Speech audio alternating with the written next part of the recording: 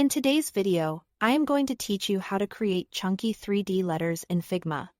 We'll take a simple word and turn it into bold dimensional type using the oblique plugin. With clear settings that you can tweak for exactly the look you want. Start by creating a text layer in Figma and choose a bold or heavy font. Chunky styles like black, extra bold or thick display fonts work best because the wider strokes show off the 3D sides more clearly.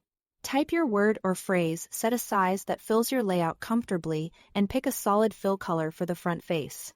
Uppercase letters and short words often read especially well for this effect, but any clear, high-contrast text will work. Now open the oblique plugin.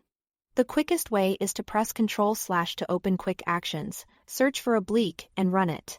Make sure your text layer is selected, so the plugin knows what to work with. You'll see controls for angle, projection distance, and direction. Set the angle first.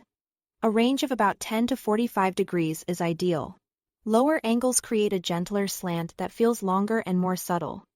Higher angles look steeper and more dramatic. Next, set the projection distance.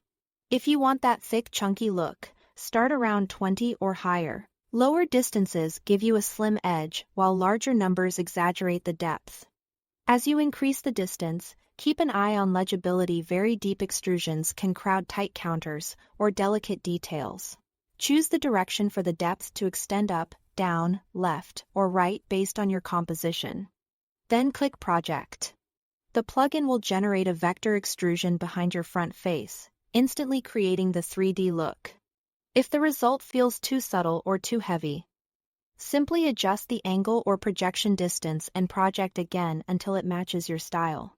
With the shapes in place, customize the colors to make the effect pop. Select the front text and the extrusion separately. A lighter color on the front paired with a darker, richer tone on the sides usually sells the depth best. For a bold poster style, try complementary hues. For a brand-forward look, keep it monochrome with slight shifts in brightness.